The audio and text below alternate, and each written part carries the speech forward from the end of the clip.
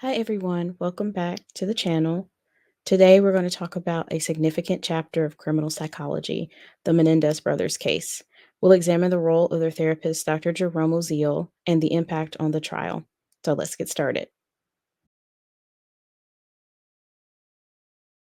In 1990, Eric and Lyle Menendez were charged for the 1989 murders of their parents, Jose and Kitty Menendez. Their defense claimed that they acted out of self-defense due to years of abuse. Lyle and Eric were ultimately convicted in 96 for the murder of their parents, and their case has had several developments over the years. After their parents were found dead in the home, the brothers initially faced trial in 1994, but were acquitted of the charges due to a mistrial. A second trial in 96 resulted in a conviction and life sentence without parole.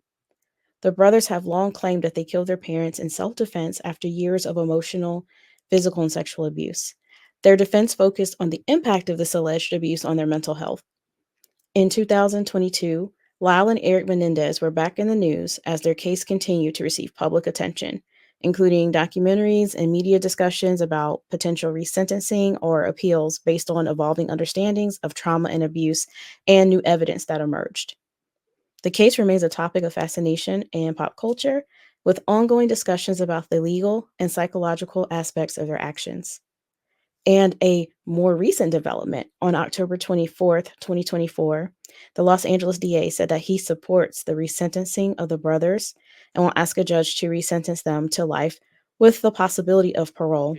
They have been in prison for nearly 35 years. I believe that they have paid their debt to society. DA George Gascon recommending their life sentence without parole be replaced by a sentence of 50 years to life with the possibility of parole, making them eligible for parole immediately. And he addressed the heart of this case, allegations the brothers were sexually abused by their father. I do believe that the brothers were subjected to a tremendous amount of dysfunction in the home and molestation. And he went on to say that prosecutors' office should reflect on whether they could have done more for victims of abuse. Let's break down the most significant mistake made by Dr. Jerome Oziel during his time with the Menendez brothers.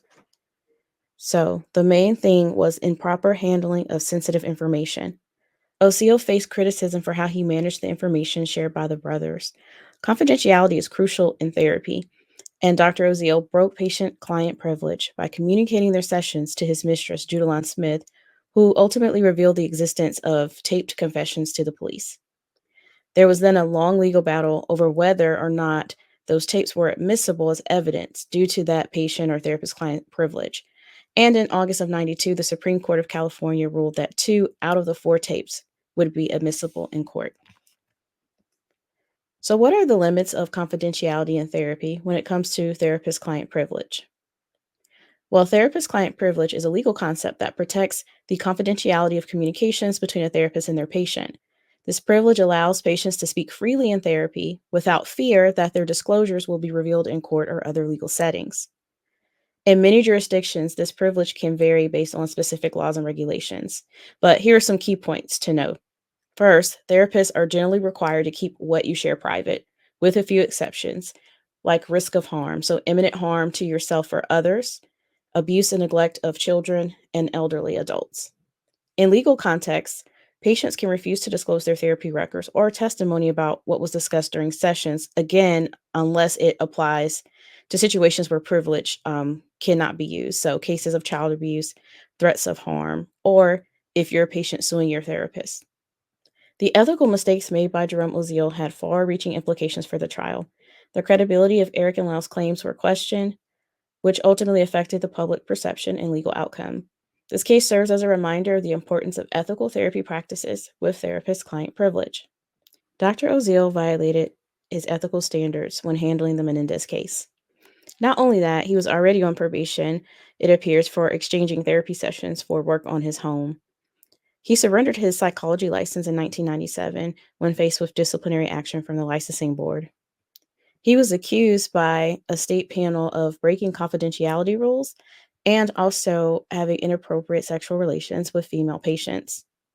In a statement in 2017, Dr. Oziel said the following: I did not surrender my license due to the accusation, which implies I gave up my practice because I did things alleged in the original accusation.